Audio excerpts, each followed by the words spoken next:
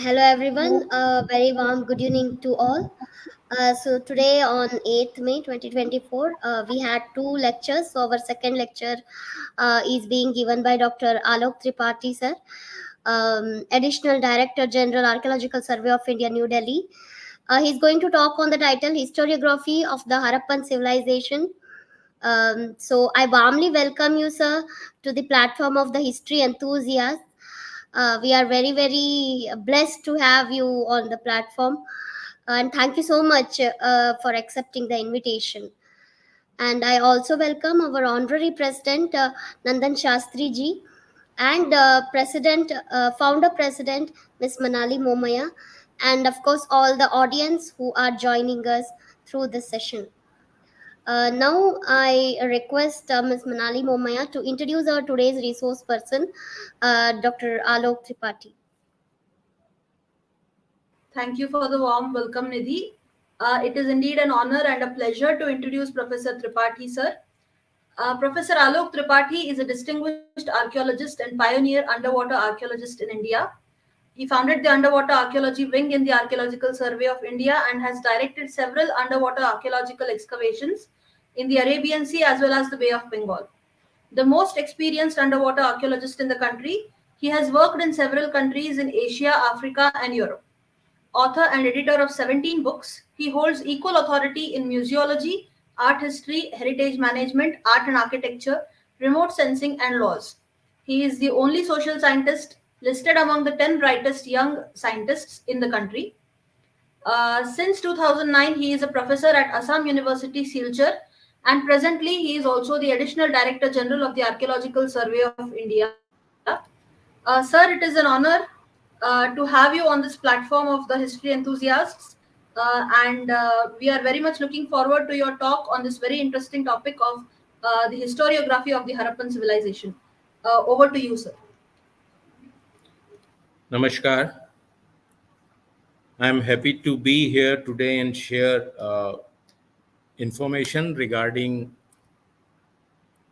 the history of the research associated with what we know today as Harappan civilization.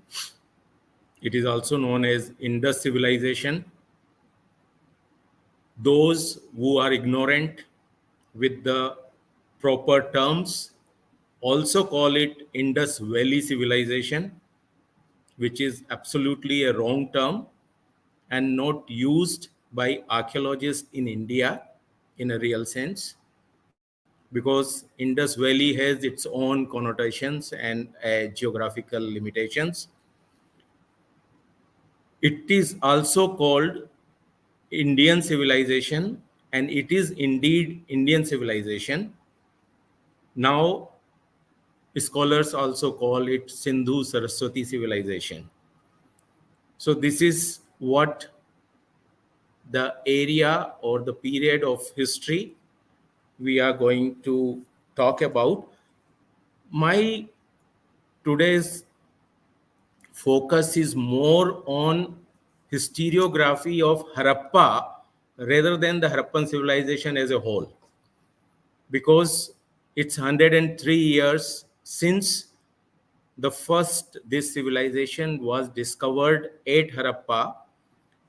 And Harappa being the type site, it is called Harappan culture.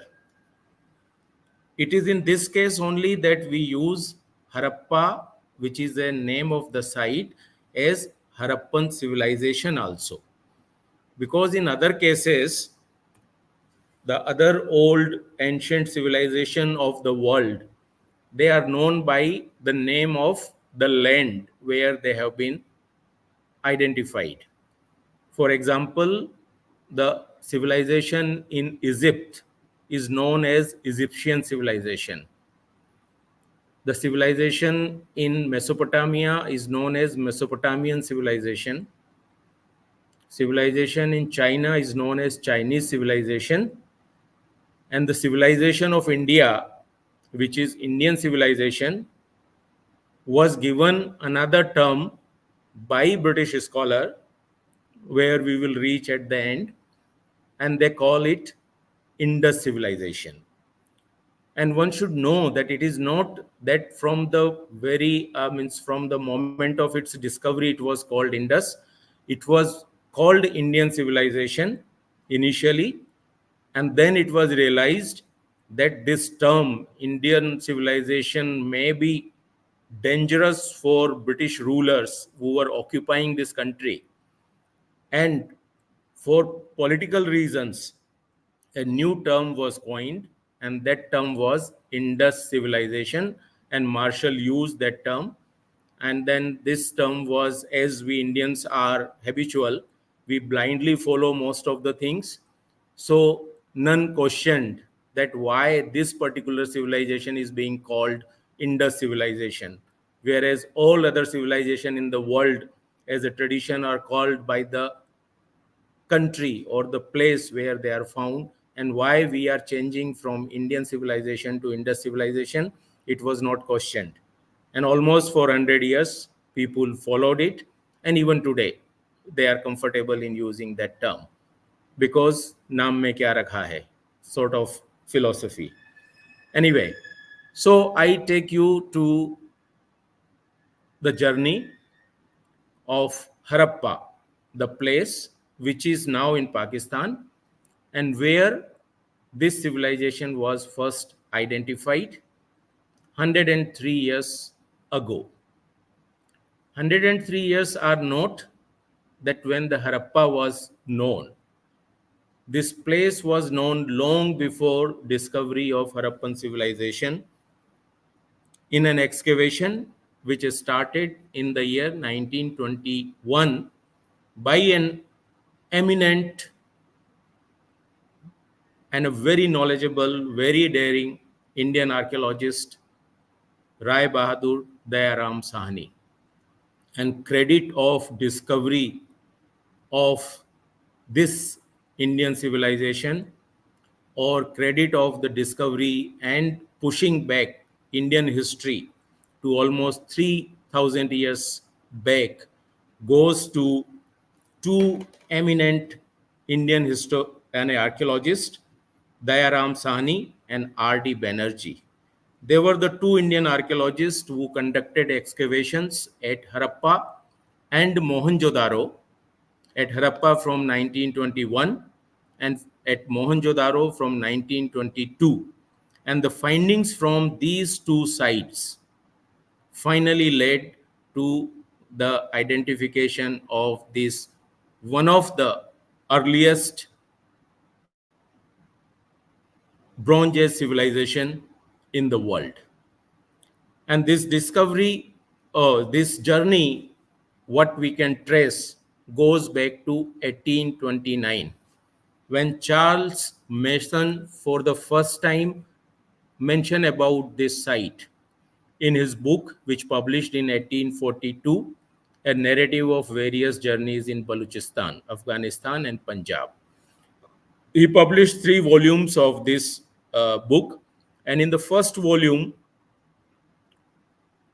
in chapter 20, he mentioned about this site, and the year when he visited should be 1829.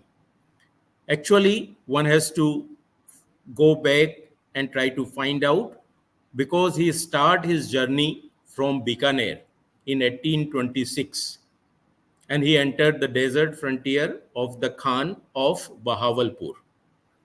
And then he mentioned about end of 1826 when he has a Christmas. After that, he has 2 Ramjan, probably these next 2 years. And then finally, he arrives at a place which is known as, what he writes is as Haripah, which is Harappa, a village. And then he mentioned about the place that where he camped, how the village was, and then he particularly mentioned about a ruinous brick castle. This castle is also mentioned by later explorers who visited this place, and they assign it to a local Sardar who collected bricks from these ancient structures and had constructed a castle at the site. And he mentioned about these large brick mounds of circular in shape, and these were very high, and on the top of that were the buildings, walls and niches. And this is a very graphic description of this place, what he observed. Though all these earlier explorers or the travelers, they visited this site, they mentioned about this site, but none of them could identify its potential. Reason being, because by that time it was taught that the history of India starts from the invasion of Alexander. That's around 3rd or 4th century BCE. Prior to that, India had no history. So nobody could even imagine that this site could have been could have been so old. And therefore, whatever remains they saw, they try to identify them from historical periods. He also mentioned about two circular perforated stones, and we find that whoever visited, he found these stones lying near a majar, which was known as a Nogaja Pir. And then he gives a graphic description where he had a castle, the place where he stayed, the grassland where he left his horse to graze, and it tells what this site would have been in the beginning of the 19th century. One very a great loss which we find after reading his volume is that he prepared the sketch of the site, and later on when he mentioned his visits to other places, and one place he remembered that he had made sketches of Harappa, and these sketches were lost. If we had those sketches, if he had not lost them, they were stolen by someone who wanted to have that information from him. If these sketches were available, they would have been very precious, because they would have been the earliest record of this site dating back to 1829, but they were lost. After that, we have another description of this site in 1831 by Alexander Burnes. And many people mention Burnes. He has mentioned this place in his 3-volume publication, Travels into Bokhara. And he writes again about the site very briefly, not like the previous visitor, but he mentioned Harappa, and again this date he could not guess, and he mentioned tradition fixed the fall of Harappa at the same period as Sorkote, that is 1300 years ago. So they thought it may be a early historical site, and because that was a time nobody ever thought that such an old civilization could have ever survived in India. After that, we find that before 1872, a seal was discovered which Major Clark has collected. And this was the first seal. It is very famous in many of the publication on Harappan civilization. You find that this seal is reproduced now in the British Museum. And this seal with a unicorn and a script was found by someone. We are not aware how and where it was found, but it was presented to General Clark, and General Clark mentioned it. And from where it came to the notice of Alexander Cunningham, who published it in his volume and mentioned about it. Alexander Cunningham, who later became the Director General of the Archaeological Survey of India in the year 1871, he had visited this site for the first time in 1853. But he published it in his report in 1872-73, because when he became the Director General of the Archaeological Survey of India, he published reports on his previous works, and while mentioning about his previous explorations, He recalls after 22 years that in the year of 1853, he had visited this place for the first time. He was not doing archaeological exploration, but he had gone there. And you know that Cunningham was a coin collector also. He had read many deciphered many coins. So his interest to collect coins has taken him to this place. And when he did not find the coins, he was disappointed also. He mentioned about the brick structures, and he tried to find the by cleaning some of the areas to find the buried remains in that area. In 1855 he visits it again. After 2 years he visits the second time, and then he could notice traces of some steps on eastern and western faces of high mounds.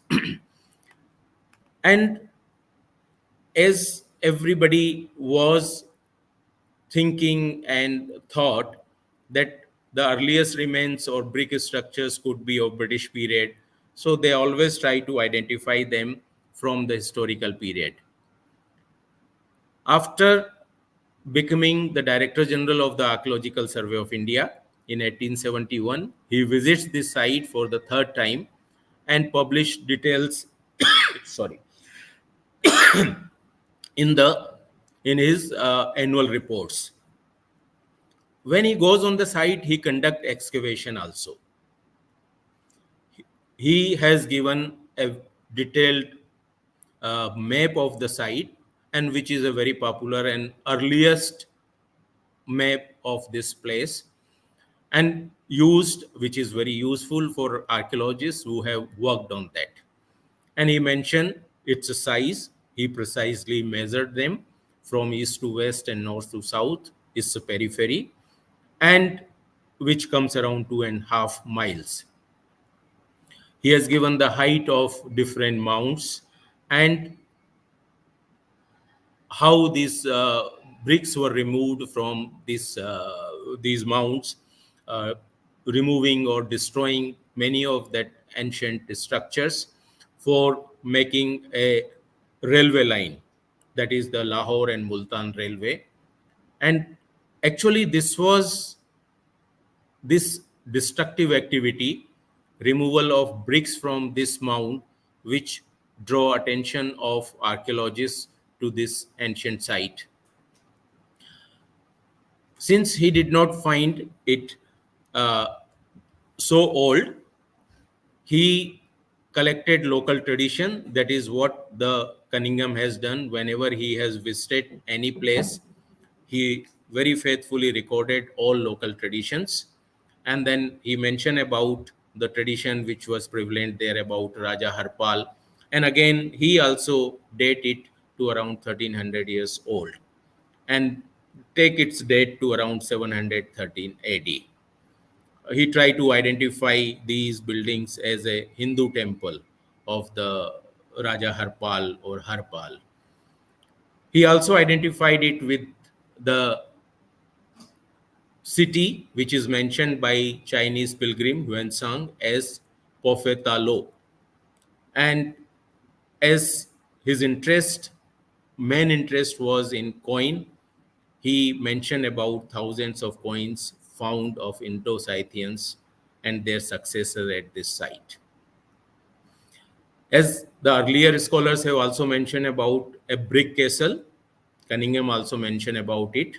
And then he tells that how about 70 years ago, this was built by one of the Sardar, that is the Mayor Singh, a Sikh, who has made this fort. So all these scholars, travelers who are visiting there, they could never realize that they are standing on such an important site which is going to change history of not only India but the history of the world. But since their knowledge was limited, the knowledge of history of India was limited, and therefore they could not understand. And one point which I would like to emphasize, probably all those who are visiting, they were not interested also to really inquire that why these things are somewhat different from other known things, and they could have been something of previous, means of an earlier period. The greatest contribution uh, which we should realize was the plan which he prepared. He planned the entire site, and then he marked these different mounds. And this site A has a ruin of a temple. The plan means the Mount B, which is very frequently mentioned, having a tomb of Pir Nogaja, and these thumb rings, which are the circular stones with a hole in the center, which are invariably mentioned by all those who visited this, lying on the surface. And then about the brick structures which were seen in the sections and on the site. He described these sites, he mentioned about all these places, he mentioned about the tradition, but on excavation he writes hardly 10 lines or one paragraph. And the chief discovery, what consisted of a number of stone implements for scraping wood or leather. These were the stone blades. He mentioned about the seal which was gifted to Major Clark and which he identified as a bull without hump. And then the script, which was the unique thing because that was not seen by anyone before that. And he says, above the bull, there is an inscription in 6 characters, which are quite unknown to me. Now, this unknown to me was because he was the only person who knew about archaeology in India. And when he didn't knew something, means that did not exist in India. A sort of that confidence or that feeling. And since it was not known to him, it can't be Indian. And then he writes, they are certainly not Indian letters. And as the bull which accompanies them is without a hump, I conclude that the seal is foreign to India. So his conclusion was based on two things. Number one, that script is not known to me. So if it is not known to me, it cannot be Indian, because whatever is in India is known to me. And since bull is not having a hump, so certainly it is non-Indian. It is foreign. So it cannot be Indian, and therefore it had no importance for Indian history. Why I'm emphasizing again and again on this point?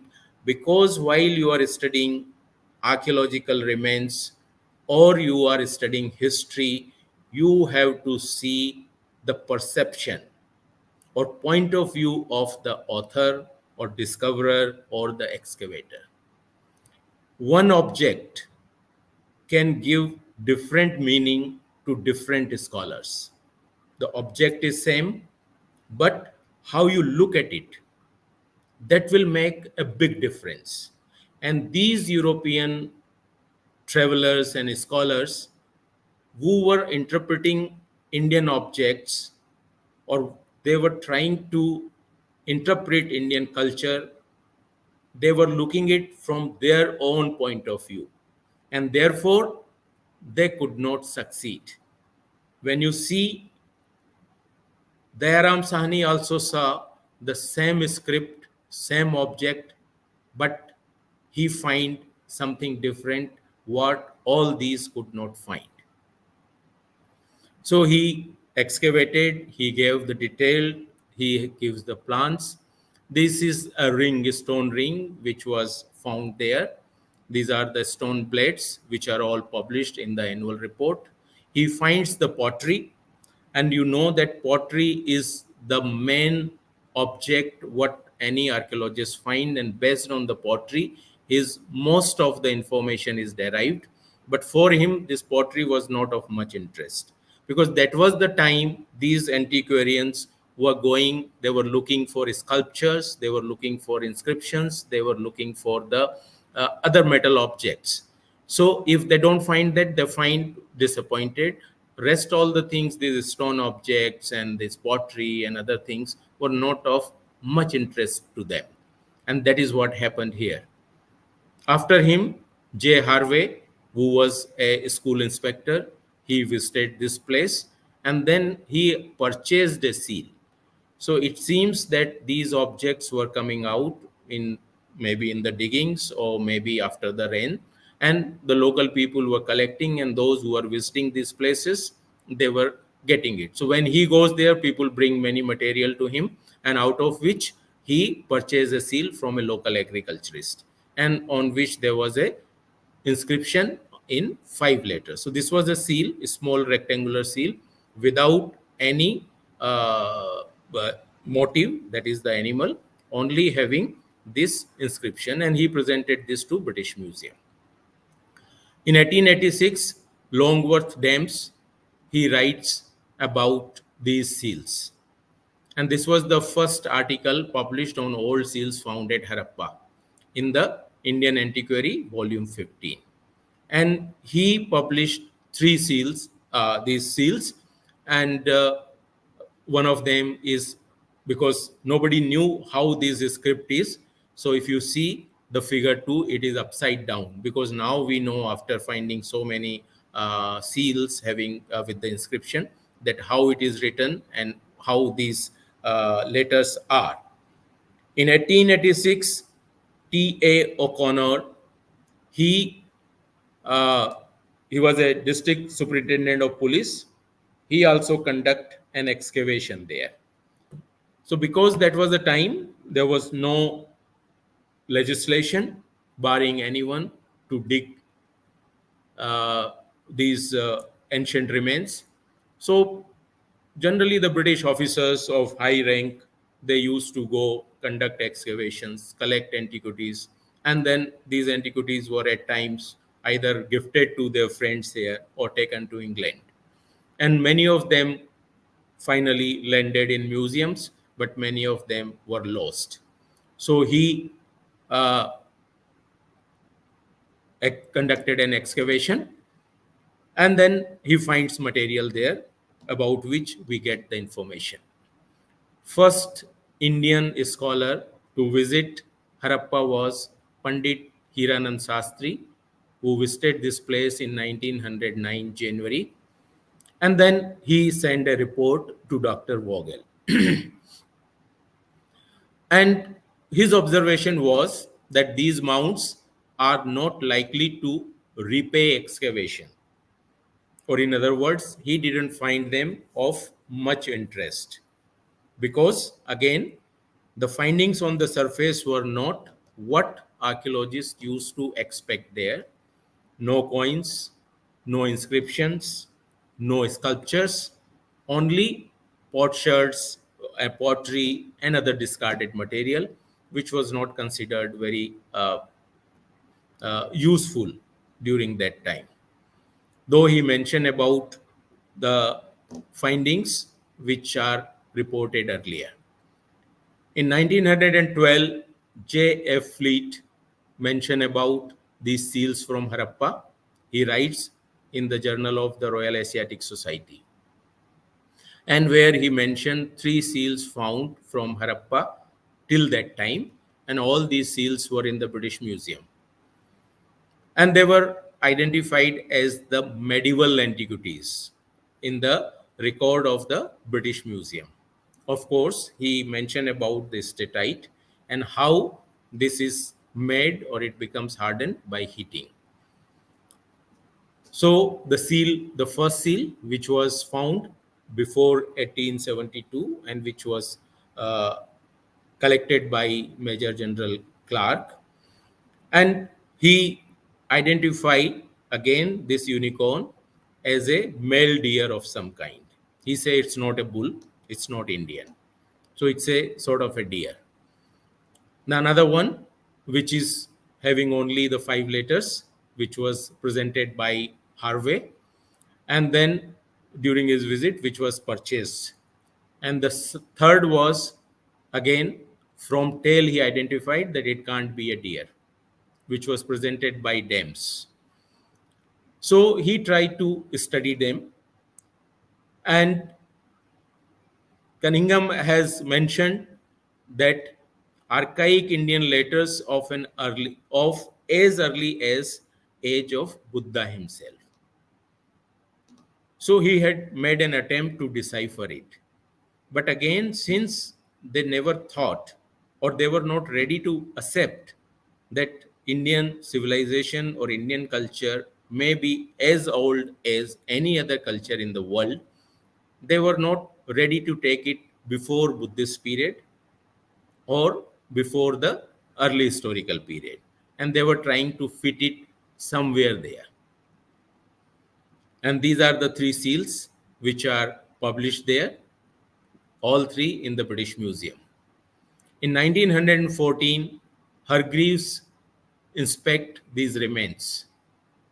And his opinion after visiting the site was same as the Hiranand Shastri.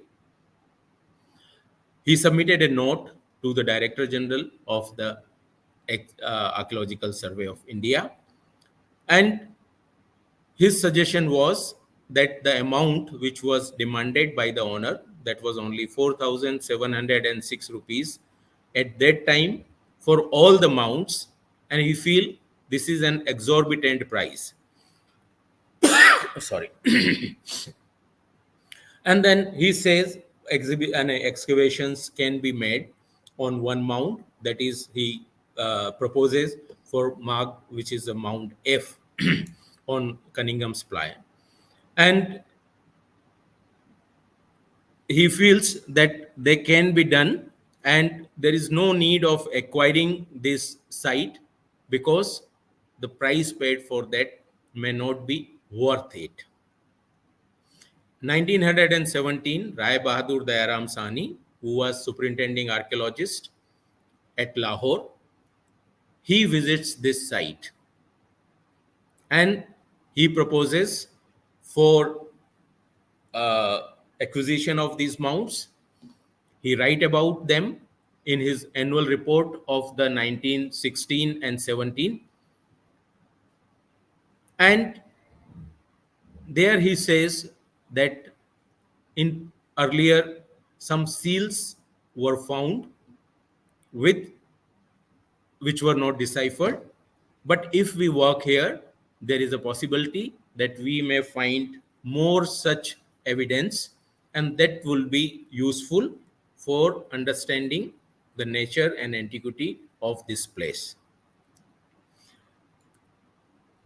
The principal interest of these remains centers in the fact that they have yielded about half a dozen miniature tablets, because they had no concept of those seals, those kind of seals, bearing inscription in an unknown script which has not yet been deciphered.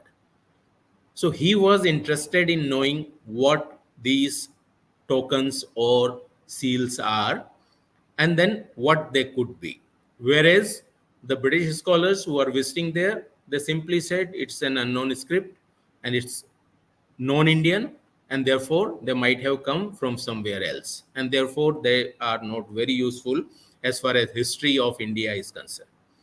And he writes that systematic exploration may yield more records in these characters and may thus provide a clue to their true nature and the interpretation of these curious epigraphs.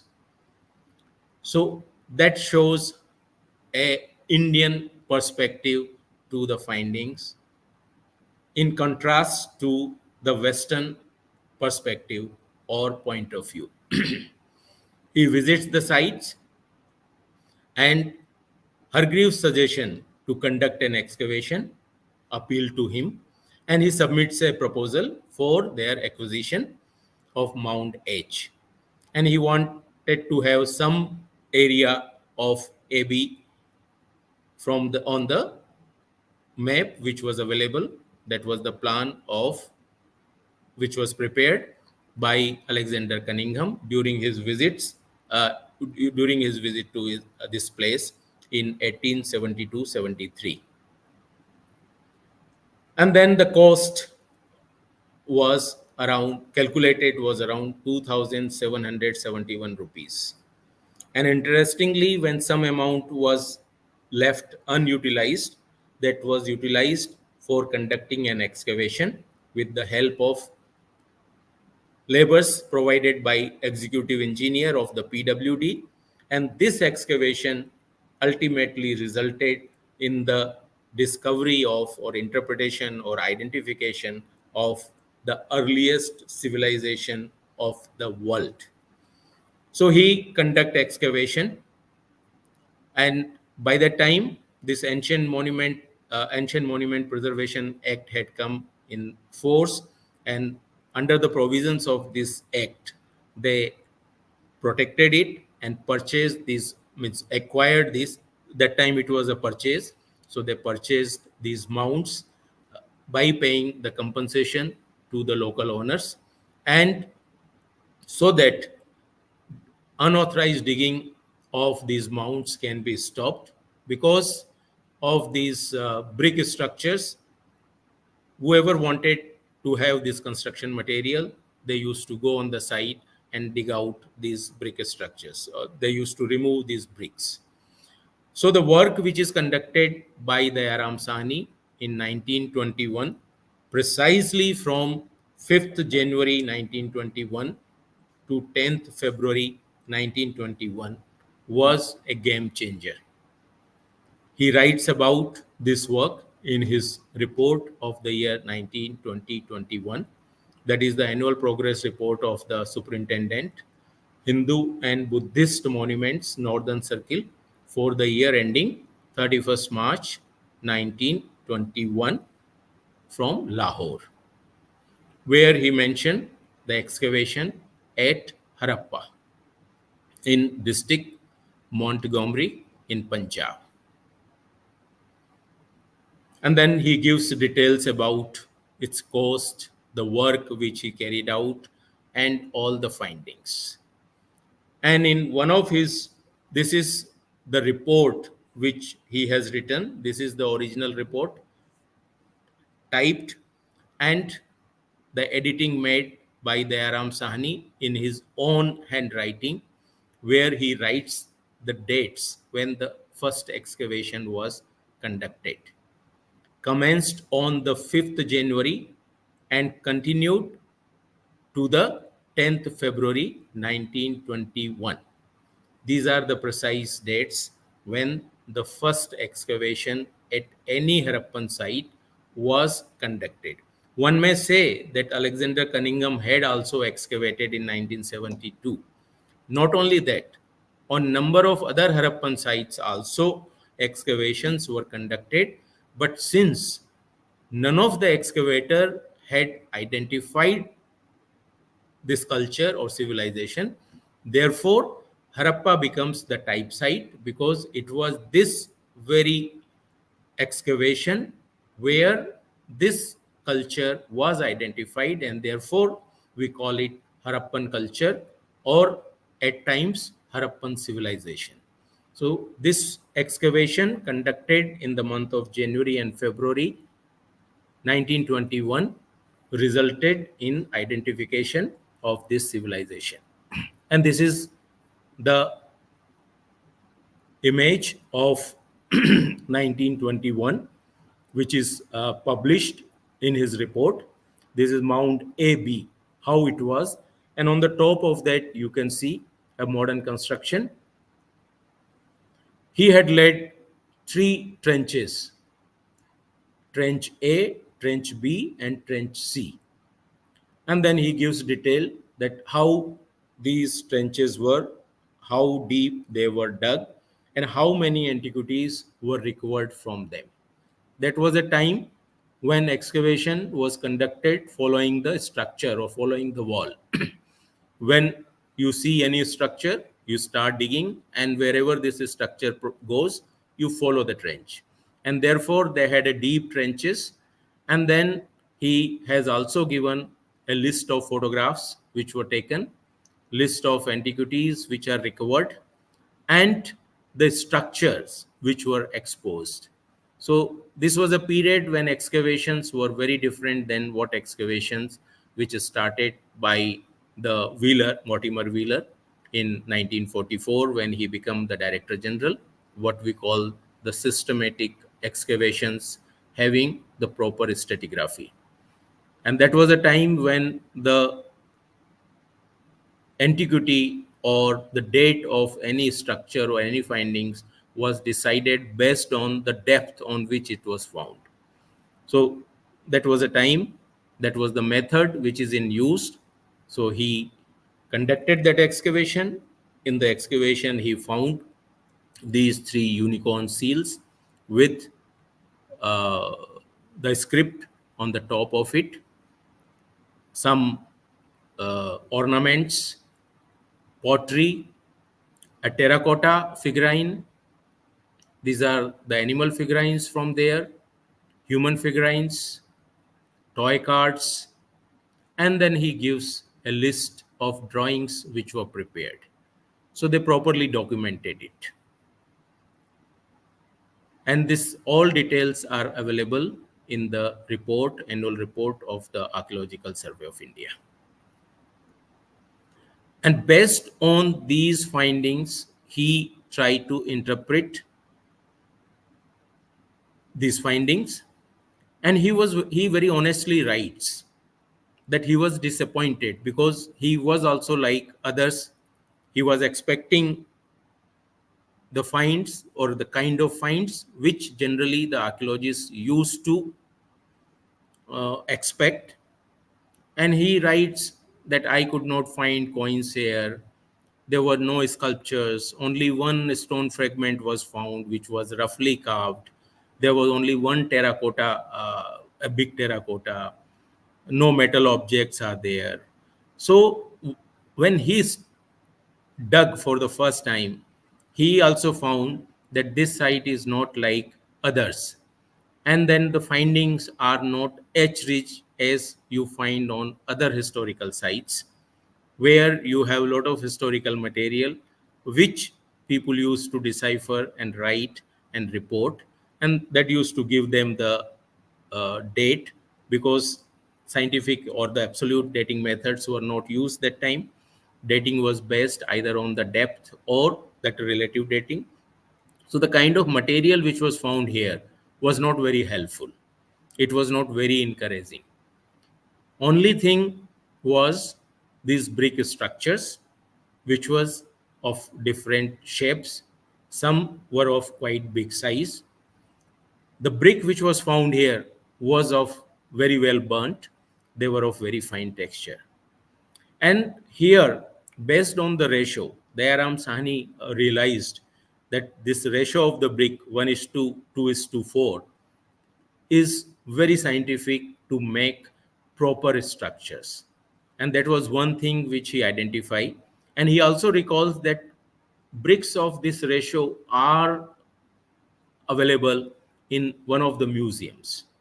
So that is one thing, that technically they were advanced, having this particular brick ratio, which could have been useful for making the finer buildings, what he calls the scientific proportion. And that is two widths to the length.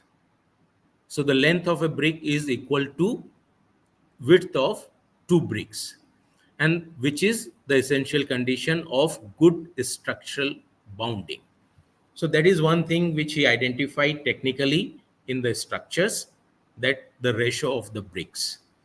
And then he also mentioned that such bricks, because this ratio of the bricks was not reported earlier, and then only example exception which he had, a couple of Gupta bricks which was preserved in the Sarnath Museum. So that was his one very fine observation. And another was about this script. When he saw them, definitely they were all undeciphered. It was unknown. But he knew that it is something which is to a period which is not known to us. And then he mentioned about the stone fragments which he has found, and some of them were polished, and then he tried to correlate them as the stones which are polished and having fine polish like the Mauryan, and some which were rough, he thought they might have been of a later period. So that was the first approach. And when he comes on the seals, again he writes about the unknown script.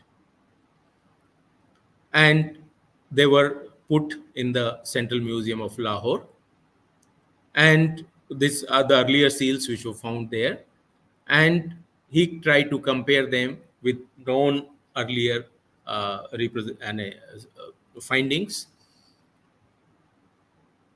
And one very bold statement which he makes there is worth mentioning, though. He was a superintending archaeologist, an Indian. Alexander Cunningham was the first Director General, and in his report, he has mentioned about finding thousands of coins. And he writes, General Cunningham states in his Archaeological Survey report that Harappa had yielded thousands of coins of the Indo-Scythian and their successors. Neither Pandit Hiranan nor Mr. Hargreaves and Mr. Gupte obtained any such coins during their visits to Harappa, and although I myself saw a few Mughal coins with the villagers, there was not a single one of a pre-Mohammedan period. It appears strange, therefore, that if coins of the Indo-Scythians and their successors had been as abundant on this site as described by General Cunningham, our inquiries for them should have been so futile. My excavations prove the general's statement to be definitely incorrect, for although hundreds of other small things were found, the operations did not bring to light a single coin of any kind. Why this is so, I am at present unable to explain. This statement by an archaeologist or an excavator is a lighthouse for every archaeologist. That one has to make a statement based on the findings what he gets. It does not matter what others have written in the past. And if others have written in the past that does not match with your findings, you should have courage to say so. Here he says that Cunningham has mentioned about finding thousands of coins, but not a single was found by not only by me, but even by others. And since excavation did not reveal any of the coins, the statement which was made by then Director General in the official publication of the Archaeological Survey of India is incorrect. And not only incorrect, definitely incorrect. That is the confidence an archaeologist must have if he is speaking on the basis of the findings from his excavation. So for an excavator, it is only the material evidence, what he is getting at the site, everything depends on that. What all is said or written, it is totally immaterial. And this very statement shows the what kind of an archaeologist Pandit Dayaram Sahni was, who became later on the Director General of the Archaeological Survey of India. So this site is important not only for discovery of the Indian civilization, but also in many other way. If one goes to the primary sources, if you read the primary reports, if you see the original papers, but of course it requires lot of efforts. You have to spend months and years together to find these papers, locate them, approach them, read them, and understand them. And if you do that, you can make a good history. A reconstruction of history can never be perfect, but definitely the history which is reconstructed based on the primary sources, based on material evidences, based on local view, definitely it is going to be better than the history which is written by others from other point of view. And he very honestly write, nor did I find any stone image. And that was, he was not happy with that, because he was expecting that stone was employed in the construction of houses on this site in the Mauryan and later periods.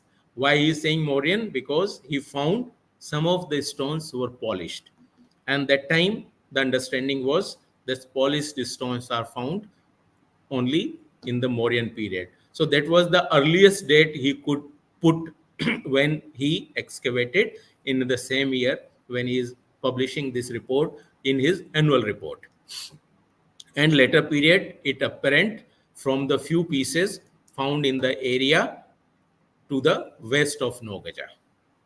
And then he mentioned about other findings, what have been found, and this the use, probable use of the stone blades. And then he says about metal, that no objects in any kind of metal were found except one or two iron nails and a hollow bead of gold, which later might have been dropped on the site in modern times. So his observations were very fine, whether they were regarding the bricks, whether they were regarding the structure or the other findings. And then he had a huge collection of these antiquities, even the pottery, which he classified in certain groups. They were the vessels of ordinary domestic use, all turned on the wheel, terracotta objects consisting of figurines of men and animals, and the ornament. And then he goes for the further subdivisions. He gives a description of these antiquities in his list of antiquities. So he meticulously recorded and published them. Now, this is what the work he did. Next year, excavation is started at Mohenjo-daro by R.D. Banerjee, Rakhaldas Banerjee, and it was found that the findings at Mohenjo-daro are also like exactly what Dayaram Sahni is finding at Harappa. And then Marshall, who was the Director General, he saw these antiquities at a very late date. And then he wrote to his friend, Mackey, and then who has an experience in the excavation at Mesopotamia. And then he identified that some similar objects have found at Mesopotamia. And since the date of Mesopotamia was known, so the finding similar objects at Harappa and Mohenjo-daro means they were of the same period. And this is how they identified that this civilization belonged to Bronze Age, and the history of India was pushed back to 3,100 years at one go. So India, which was known as the country of snake charmers, was has become a civilized nation or an ancient civilization. And this was a big issue or big problem for British who were occupying this country. And that was the time when freedom movement was picking up. And since British used to say that we have come here to educate you, to make you civilized, because you were poor people, you knew nothing. We are educating you. And the day this civilization was found, the table was turned. And those who were knowledgeable, activists, they started saying that we were already a civilized nation, not now, but even 3000 years back. So it has many ramifications, political particularly, and that was the reason that they had to avoid this term Indian civilization, which Marshall published in his first report when he get this identified. In annual reports of the Archaeological Survey of India, he uses the word Indian civilization. But suddenly he realized that there is serious consequences of using this term Indian civilization in India when the freedom movement is picking up. In 1919, Jallianwala Bagh had happened, and there was considerable public outrage. In 1920, Gandhi and Congress committee has asked for Swaraj, political and spiritual independence. And then in 1921, demand of Purna Swaraj was made. Leaders like Bal Gangadhar Tilak, Arbindo, Bipin Chand Pal, they all were advocating independence from empire. And during this period, if they would have accepted that India was a civilized nation, and that would have been harmful for them. So that was a crucial period. They found that archaeological findings may be the result of these archaeological excavation may not be good for them, and therefore they avoided this term. And Larkana Gazette had published this piece. The beauty of the dilapidated buildings and of articles discovered speaks volumes for ancient India and proves the truth of the historical statement that in ancient India was a great and powerful country and was not helpless as she is now. In view of this evidence of India's ancient greatness, Britain should treat her, if not as a superior, at least as an equal, and respect her as set her free immediately.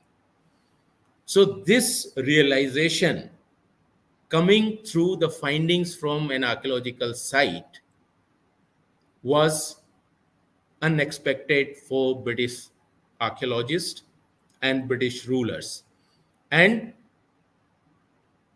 they avoided, I won't say that was the only reason, but based on the evidence, based on the historical facts, it can be understood that how dangerous it could have been for British archaeologists to call the ancient most civilization in the world as Indian civilization.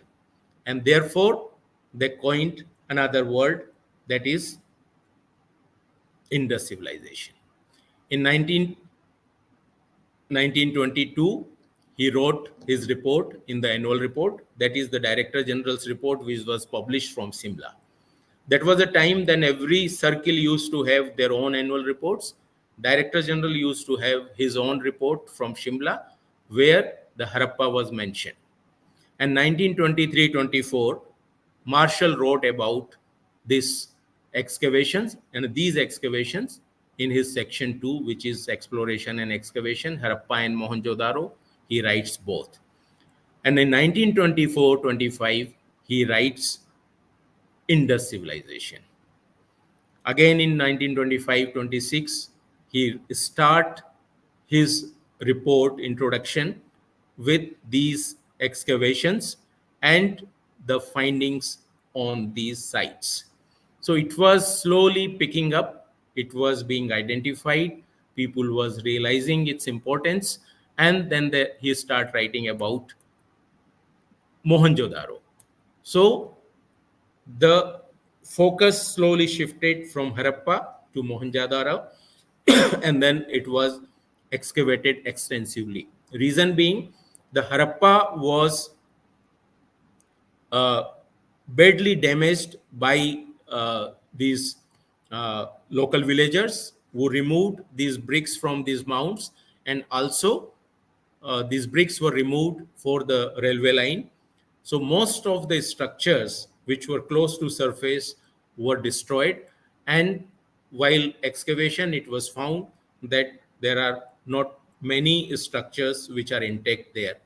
And as we know, that was a time when the more emphasis was on the structures, antiquities like the coins, metal objects, inscriptions, and others. So it was found that Harappa is not as rich as Mohenjo-daro. And then the focus shifted to Mohenjo-daro, and findings from Mohenjo-daro finally established that it is the most ancient civilization of the world. The people of Indian civilization were building the planned cities. They were having long distance international trade. They knew the script, the antiquities, the variety. Particularly, even now, the sculptures were also found. So their art and architecture were of high standard, and slowly the world came to know about Indian civilization. And then we know from the excavations at Harappa and Mohenjo-daro, now thousands of ancient sites belonging to this civilization. It's a different phases, what we call now early Harappan, mature Harappan, and late Harappan have been found. A large number of sites have been excavated, and our knowledge about this civilization is fairly good. It is unfortunate that so far the script is still not deciphered. And many mysteries of this civilization would be cleared the day it is read. One thing which is important here is that it was the Marshal who identified it as means compared it with the Mesopotamian civilization. But when Dayaram Sahni excavated, he found that it is a script which is unknown, and he called it Proto-Brahmi. And in his letters to the Director General, he uses this term, where Marshall suggests him to drop this term Proto-Brahmi. It is not important, this term is not important, but again, the view of Dayaram Sahni is important. He knew that it is an unknown script. He knew that Brahmi, which is deciphered, used in India, is an Indian script. And he called it a Proto-Brahmi, suggesting an Indian script which is previous to Brahmi, earlier than Brahmi. And then he gives a term Proto-Brahmi. So the coining of term also speaks a volume. Marshall coined a term Indus for this civilization, and Dayaram Sahni used a term Proto-Brahmi for this script. And that shows how an European or Western scholar looked evidence found from excavations in India, and how an Indian archaeologist saw the evidence or material evidence which are coming from excavation in India. And we all should always keep this thing in the mind, that what you are seeing depend on how you are looking at it. Object may be same, but the image or interpretation may vary from person to person. So this is how this long history of finding of this site, visiting of this site, excavation on the site, interpretation in different periods, and finally understanding this Indian civilization and our present knowledge of this civilization. So I stop here. I'll be happy if there is if there are some question. I'll be happy if there are comments more than question. Thank you very much, sir. It was indeed a very, very comprehensive and very enlightening lecture because, as Dr. Geeta Badikillaya has mentioned in her comment, it threw so much light on not much known aspects of Harappa and its chronicalization. And also, I Thank you. congratulate her for choosing such a novel topic because when we speak of historiography, we usually jump to history, and we don't realize that it is also important to study the studies which have been undertaken in the field of archaeology before we jump to the problem itself. So thank you very much, sir. There are indeed some comments and questions in the comment section. I would like to take up a few with your permission. Dr. J.R. Shivaram Krishnan has mentioned uh, Thank you. that it is a very informative lecture. He is from Tanjavur. There is a question uh, by Sangeeta Shuklaji. Before that, I would like to read out her comment. Thank you, Professor Tripathi, for illustrative lecture and to point out the theme for further studies. And she has also thanked the organizers. Thank you, Sangeeta ji. Here is her question. I request you to please comment in detail on Harappan scripts. She is from Navayug Kanya Mahavidyalaya, Lucknow, University of Lucknow. If I make means only one statement which I can make about Harappan script with full confidence is that it is undeciphered so far. There are many who have put their claim. There are many books have been published, and everybody claims that they have read it. But so far, we are waiting for a decipherment where you can have a fixed sound or an value for every symbol or a letter, and using that anybody can read it. So far, whatever attempts have been made, it is only possible for those who have done it to read it, but others can't do it. And we are very keen to know more about it. We are also planning to have a conference, invite all those who are interested in Harappan script so that all can sit together and can share their researches so that others can also uh, means find their way to progress. And the day we decipher it, I think that will be a great day as far as history of India is concerned. Absolutely, sir. There's a question by Sudeep. Enlightening lecture. I'm not a history student, but a history enthusiast. So the question is, what happened to the original makers of the Harappan civilization? Where did they go after its decline? It will require a few more lectures because there are various theories. Scholars have done their works, and based on the evidence what they have found in the later phases, they have given their hypothesis, and none of them is universally accepted. So of course they have reasons to suggest those theories, but really we do not know exactly where all have gone and what has happened, of course.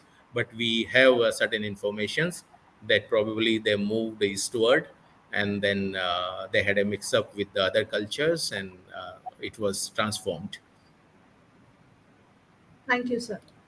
Uh, so I will just read out a few more questions. I'll highlight them. Dr. Rajiv Nigam sir has joined today's lecture and he has thanked you for your informative talk. Dr. Vinay Kumar sir has also congratulated you. So I have a question. Very enlightening Yeah, lecture on a please. novel topic, as I said.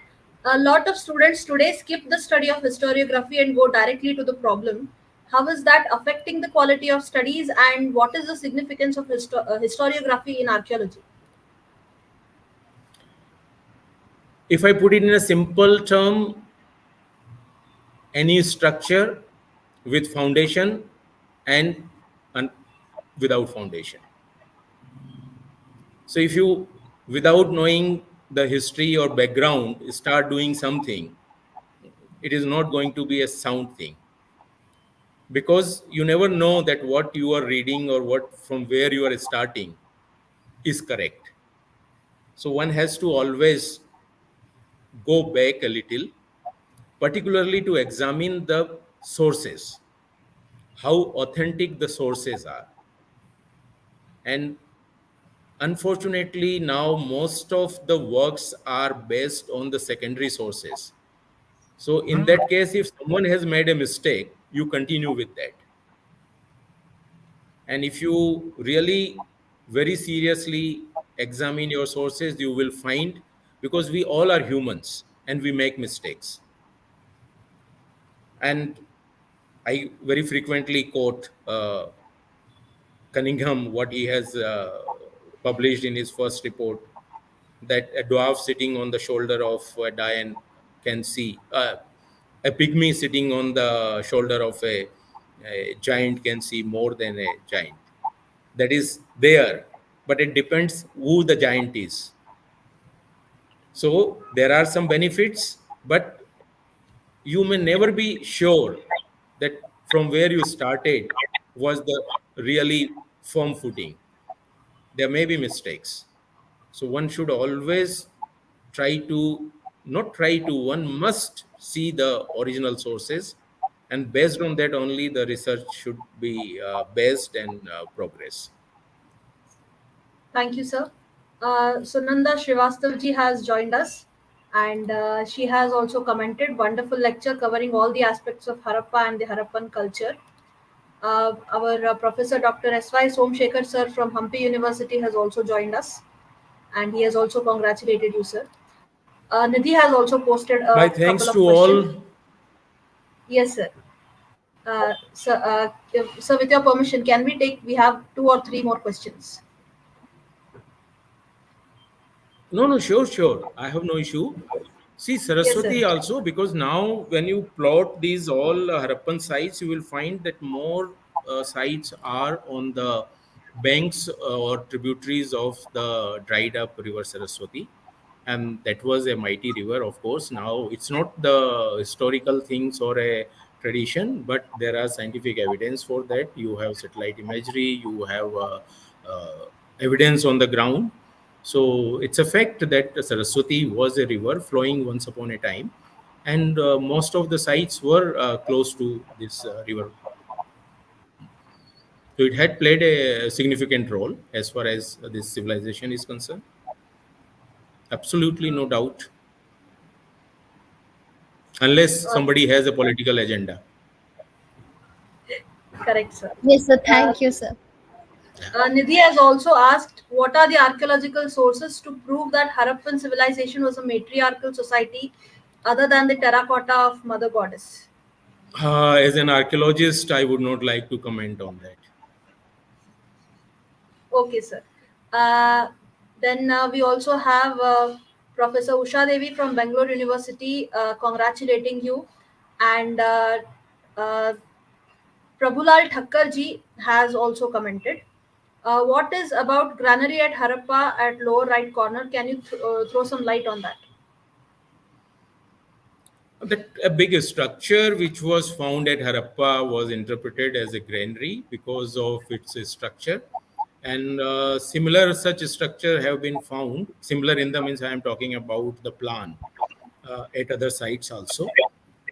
They have been because they cannot be for other purpose, so it is interpreted as the granary.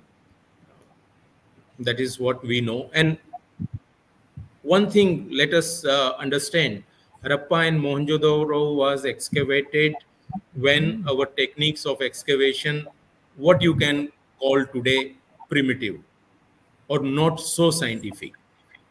In that period, they were the most advanced way of excavating. But if we compare from present way of excavation, we find that we have missed a lot of information. If the excavations were like what we do today, we would have got more information. Our interpretation would have been better. But since these all structures were exposed, and these interpretation were based on the findings, their depth and the nature and the plan, so we have to accept what was done by the archaeologists at that time. Absolutely, sir. Has government of Pakistan done any remote sensing survey of the site? On Harappa, a lot of scientific studies has been done. American experts have been working there with the Pakistani archaeologists. They have done a lot of excavations and scientific study, sample study, experimental archaeology. A lot more work has been done later in recent past. Yeah. Thank you, sir. Saket Kumar, a student of Indian Archaeology, has congratulated you for the enlightening lecture and asked a question. Why Harappan archaeology has been urban centric? It's very difficult to say why, because today I can't say. But at times I try to compare the situation during Harappan civilization with the present. You go to any city and see how the cities are spreading, and people from all around places running to cities. Probably it may give you some clue. Uh, Thank you, sir. Someone has asked any finds of lamp or lamp like shreds from the Harappan ruins? There are many. There are many. If you see any excavation report, you will get the information. Thank you, sir. He has also written lynchology that specializes in the study of artificial lighting from antiquity to early modern age. Any such studies about the Harappan civilization? Uh, so he has introduced himself. Shiv Shankar, lighting Not design. in my knowledge. I am sure that somebody might have done it, but not in my knowledge. Thank you, sir. Just a last couple of comments. Dr. Rajiv Nigam sir has mentioned, when you say the coins reported earlier was not found later, indicate what? Please elaborate. Might have been he might have confused with this site because Cunningham was visiting many sites. So probably he, while writing or reporting, he confused with this place with some other site, maybe historical. That is a possibility. Thank you, sir. Priyank Gupta ji has written, thank you, sir, for insightful lecture about the development of Harappan culture. And our previous speaker, Professor Dr. C.V. Patil, sir, has also joined us and congratulated you for the wonderful lecture. So we have come to the end of this session. But before, no, sir, actually, I have one more question, actually. Yeah. Sorry. What is the ideological approach to the study of Harappan civilization applied in present day studies? Is there a scope for sociological study with the available sources that we find today? Yes, there is. There is. It depends that what you want to study. See, the evidence are there, and now we have quite properly documented evidence from many of the recent excavations, and experts from different fields can definitely examine them from their point of view, what aspect they want to study. And I'm sure that they are going to give sufficient information to peep into the past from the point of view they want to look into it. So now we have sufficient, means I won't say enough, but yes, we have sufficient information through which we can understand the society, culture, people, their activities. Definitely. Thank you very much, sir. Before concluding and asking Nidhi to propose a vote of thanks, sir, do you have any message for young aspiring historians, archaeologists like me and Nidhi, and those who are listening to us today? I would like to thanks to all those who gave good comments. Many of them are my seniors, my colleagues, my friends. Uh, so thanks to all of you. Thanks for listening. And I would say that archaeology cannot be a profession. It is a passion. So if somebody is coming to this field for a job, he will regret. But someone who is coming out of his passion, he will enjoy like anything. He would never even think of going to heaven. So it's a passion. If you have that, you will really enjoy it. And if you don't have it, my suggestion would be don't attempt. Absolutely, sir. It is a very sound suggestion and very helpful, in fact. So, thank you very much, sir. We have come to the end of today's lecture, and today's second day of Itihas Saptaha 4, and it has been a very fruitful day. I now request Ms. Nidhi Katti, Founder Vice President of the History Enthusiasts, to please propose the vote of thanks. First of all, sir, it was very enlightening lecture, and surely me and Manali will try to do more such lectures which can put light on different aspects of archaeology. And thank you so much for giving us your precious time. We know that you are very busy. Thank you so much for being part of the history enthusiast, and we expect your support and guidance in future also. Thank you so much, sir. And I, I also thank our honorary president Nandan Shastri ji, and founder president of the history enthusiast Manali Momaya, and of course all the audience who were very enthusiastic and active throughout the session. Stay tuned for tomorrow's lecture. We will come with a new resource person, new title.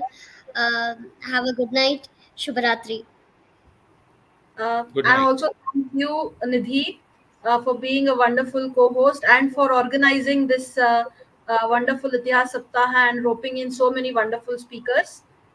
So your contribution to this has to be acknowledged. Tomorrow's speaker is Dr. Sanjay Kumar Manjul, and he is going to speak on the archaeological excavation at Sanoli site, another very intriguing topic. So I request you all to show the same kind of enthusiasm tomorrow. We are signing off here. Good night. Stay blessed. Take care. Thank you, sir.